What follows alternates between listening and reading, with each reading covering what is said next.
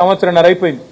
రేవంత్ రెడ్డి గారు, రాహుల్ గాంధీ గారు దోపిడీ చేస్తున్నారని మీరే చెబుతూ, మీ కేంద్ర హోంశాఖ మంత్రి అమిత్ షా గారేమో తెలంగాణ ఏటీఎంగా మారిపోయింది కాంగ్రెస్ అని స్టేట్మెంట్ ఇస్తారు. మరి దొంగలు పట్టుకోవాల్సింది హోంమంత్రే కదా, పోలీసు వాళ్లే కదా. ఏటీఎంగా మారింది తెలంగాణ అని చెప్తారు, సిట్టు మాత్రం ఉండదు. అట్లాగే మీరు ఆర్ఆర్ ట్యాక్స్ అంటారు, దాని మీద సిట్టు ఉండదు, దాని మీద విచారణ ఉండదు. బొగ్గు కుంభకోణం జరిగిందయ్యా అని చెప్పి ఆధారాలు ఇస్తే దాని మీద సిట్టు ఉండదు. మమ్మల్ని మాత్రం పిలుస్తున్నారు. తప్పకుండా మేము ఏ తప్పు చేయలేదు కాబట్టి, మేము ఏ రకంగా కూడా ఎవరికి నష్టం చేయలేదు కాబట్టి ముమ్మాటికి పోతాం. కాకపోతే ఒకటి ఉంది, ఇప్పుడు ప్రభుత్వాన్ని నడిపేటప్పుడు ఇవాళ రేవంత్ రెడ్డికి కూడా తెలుసు, పోలీసులు ఒక పని ఎప్పటికప్పుడు చేస్తూనే ఉంటారు 24/7. ఏంటిది అది? ఇప్పుడు మా ఎమ్మెల్యేలను కొంటూ 50 లక్షల రూపాయలతో ఒక సన్నాసి దొరికిండు 2015లో. ఒక సన్నాసి మా ఎమ్మెల్యేలను కొంటూ 50 లక్షల రూపాయలు పట్టుకొని బ్యాగులో మా ప్రభుత్వాన్ని కూల్చాలని కుట్ర చేస్తూ దొరికిండు. మరి ప్రభుత్వాన్ని కూలగొట్టే కుట్రలు ఎవరైనా చేస్తే వాళ్ళ ఫోన్లు పోలీసులు ఏమో నిన్నరేమో, నాకేం తెలుసు. అట్లాగే ఇంకెవరన్నా అట్లాంటి పనులు చేసిండ్రేమో పోలీసులు వినరేమో, మంత్రులకు ఏం తెలుస్తుంది, ప్రభుత్వంలో ఉన్న వాళ్ళకి ఏం తెలుస్తుంది. ఇంకొక విషయం కూడా మీకు చెప్తున్నా బ్రదర్, ఇది మీకు గుర్తుపెట్టుకోండి. ఇవాళ ఈ రోజు నేను చెప్తా ఉన్నా, గుర్తు చేసుకోండి. కోమటిరెడ్డి వెంకటరెడ్డి గారు, ఉత్తమ్ కుమార్ రెడ్డి గారు వారి ఫోన్లు ట్యాప్ అవుతున్నాయని చెప్పి జర్నలిస్టులకు చెప్తే, జర్నలిస్టులు దాని మీద మరి వార్తలు రాస్తే ఇంతవరకు ప్రభుత్వం ఖండించలేదు. ఇవాళ నేను అడుగుతా ఉన్న రాష్ట్ర డీజీపీ గారిని, రాష్ట్ర ఇంటెలిజెన్స్ ఐజీ గారిని, మీరు ప్రమాణం చేసి చెప్పగలుగుతారా రాష్ట్రంలో ప్రస్తుతం మీరు ఫోన్లు మావి ట్యాప్ చేయట్లేదు, మంత్రుల ఫోన్లు ట్యాప్ చేయట్లేదని? ఫోన్ ట్యాపింగ్ అనేది, గూఢాచారి వ్యవస్థ అనేది, పోలీసులు ఈ రోజు కాదు, నిఘా వ్యవస్థ అనేది శాంతి భద్రతల పరిరక్షణ కోసం, అట్లాగే ప్రభుత్వాలని అస్థిరపరిచే కుట్రలు ఎవరైనా చేస్తే దాని నుంచి ప్రభుత్వాలను కాపాడడం కోసం 1952 నుంచి నెహ్రూ గారి టైం నుంచి ఈ రోజు మోడీ గారి టైం. నాకు చాలా ఆశ్చర్యం అనిపించింది. ఇవాళ కేంద్ర హోంశాఖ సహాయ మంత్రి గారు ఏదో మాట్లాడినారు, చూసినారు మా ట్వీట్ ఏదో. ఆయన హోంశాఖ సహాయ మంత్రి, ఆయన ఆధీనంలో ఉండే పోలీసులు కూడా ఇవాళ దేశంలో కొన్ని వేల ఫోన్లు వింటున్నారు. అది ఆయనకు తెలుసో తెలియదో నాకు తెలియదు. అంటే ఇది దేశ భద్రతకు, శాంతి భద్రతల పరిరక్షణకు, ప్రభుత్వాల స్థిరత్వానికి సంబంధించి పోలీసులు రొటీన్గా శాంతి భద్రతలు కాపాడాలి అనుకున్నప్పుడు జరిగే కార్యక్రమం. దానికి మంత్రులకు, ప్రభుత్వంలో ఉండే రాజకీయ నాయకులకు పాత్ర ఉండదు. ఇదే రేపు చెప్తాను నేను. ఏం చెప్తా ఇంకా కొత్తగా? మాకేం సంబంధము, మాకేం తెలుసు? ఇవి రొటీన్గా జరిగే కార్యక్రమాలు జరుగుతుంటాయి. ఈ రోజు కూడా ఇప్పుడు మీతో మాట్లాడుతున్నాను కదా, పక్కనే కాంగ్రెస్ ప్రభుత్వం ఉన్నది కర్ణాటకలో, తెలంగాణలో కాంగ్రెస్ ఉన్నది, ఇటు పక్కకు బీజేపీ ఉన్నది. ప్రతి ప్రభుత్వం ఈ దేశంలో గూఢాచారి వ్యవస్థ మీద ఆధారపడుతుంది. ప్రభుత్వాధినేతలకు రిపోర్ట్లు వస్తాయి. ఎట్లొస్తాయో మాకు తెలియదు. వాళ్ళు ఎట్లా తీసుకొచ్చిన సమాచారం మాకు తెలియదు. మేము అడగం. మేమంటే మేము కాదు, ముఖ్యమంత్రులకు, మంత్రులకైతే అసలే తెలియదు. ఇది వాస్తవం. ఈ దేశంలో ఇదేదో కొత్త విచిత్రమైన విషయం అన్నట్టు, చాలా గొప్ప విషయం ఏదో వీళ్ళు పరిశోధించి సాధించినట్టు నేను ఇవాళ అడుగుతున్నా. ఎవరిని అడగాలి? సిట్ ఎవరిని పిలవాలి? నిజానికి గతంలో ఇంటెలిజెన్స్ ఐజీగా పనిచేసి ప్రస్తుతం డీజీపీగా ఉన్న శివధర్ రెడ్డిని పిలిచినరా? గతంలో టీఆర్ఎస్ ప్రభుత్వంలో ఇంటెలిజెన్స్ ఐజీగా మొదటి ఇంటెలిజెన్స్ ఐజీ ఎవరు? ఇవాళ డీజీపీ శివధర్ రెడ్డి గారు. ఆయనకు తెలుస్తుంది ఎవరు ఫోన్లు ట్యాప్ చేశారు, మాకేం తెలుస్తుంది? గతంలో డీజీపీగా పనిచేసిన మహేందర్ రెడ్డి గారికి తెలుస్తుంది. మొన్నటిదాకా డీజీపీగా పనిచేసిన జితేందర్ గారు, ఆయన గతంలో హోమ్ సెక్రటరీ ఉండి, ఆయనకు తెలుస్తుంది.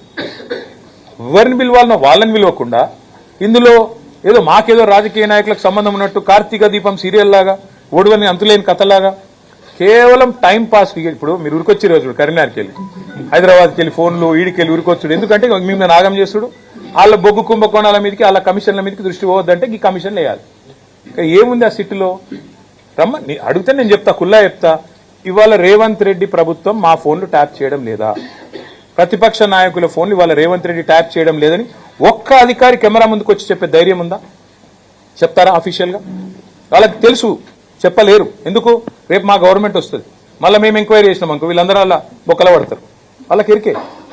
వాళ్ళు ఏ ప్రభుత్వమైనా భారతదేశంలో 1952 నుంచి నేటి వరకు మాకు రాజకీయ నాయకత్వంతో సంబంధం లేకుండానే శాంతి భద్రతల పరిరక్షణ, సామాజిక మరి స్థిరత్వము, అట్లాగే ప్రభుత్వాల స్థిరత్వం కోసం ఎప్పటికప్పుడు వేగులు సమాచారం సేకరిస్తూనే ఉంటారు.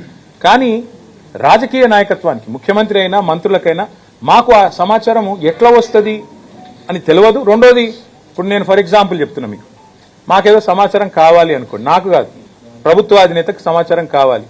పోలీసు వాళ్ళకి చెప్తే వాళ్ళు తెచ్చిస్తారు. వాళ్ళు ఎట్లా తెచ్చారో మాకు చెప్పొద్దు, మేము అడగద్దు. అది మౌఖిక ఒప్పందం, అది ఓవరాల్గా చట్టం. ఇది తెలుసు పోలీసు వాళ్ళకు. కానీ ఇప్పుడు ముఖ్యమంత్రి దావోస్ పోయిండు కదా, ఆడికెళ్ళి హార్వర్డ్ పోతుండు కదా, 10 రోజులు టైంపాస్ చేయాలి కదా. ఓ రోజు హరీష్ రావుని విలువుండ్రి, ఓ రోజు కేటీఆర్ని విలువుండ్రి, దినమంతా ప్లేట్ బ్రేకింగ్లు పెట్టి బదలు కొట్టుండ్రి, గుచ్చుతున్నారు, పొడుస్తున్నారు, లోపల పీకుతున్నారు, ఏకుతున్నారు, ఏమి ఉండదు.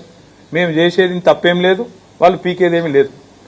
ఇదొక అబ్సల్యూట్ ట్రాష్ కేసు, ఇది బక్వాస్ కేసు. దీనిలో ఏమి లేదు.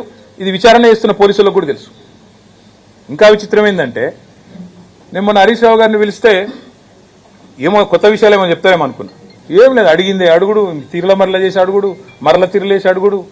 మమ్మల్ని కూడా రేపు గదే ఉంటుంది. టైంపాస్ చేసి సాయంత్రం వరకు మీడియా దృష్టి ఆకర్షించి, మీకు పాపం మీకు కూడా ఏదో ఒక వార్త మసాలా కావాలి కాబట్టి మీతో కూడా నడిపించి, దినమంతా ఆడో విజువల్, ఈడో విజువల్, ఆడో కెమెరా, ఈడో కెమెరా పెట్టి డ్రామా, అంత తప్ప ఏం లేదు. ప్రజలకు పనికొచ్చే ఒక్క పని ఈ ప్రభుత్వం ఈ 2 ఏళ్లలో చేసిందా? ఒక్క మహిళకు 2,500 రూపాయలు ఇచ్చిందా? దాని మీద చర్చ జరగద్దు. 6 గ్యారంటీల మీద చర్చ జరగద్దు. 100 రోజులు అన్నది మర్చిపోవాలి. ఏమనంటే కేసీఆర్ అప్పులు చేసిండని డప్పు కొట్టాలి. ఇదే దిక్కుమాలిన ఆలోచన తప్ప వాళ్ళు పీకేదేం లేదు, వాళ్ళతో అయ్యేదేం లేదు.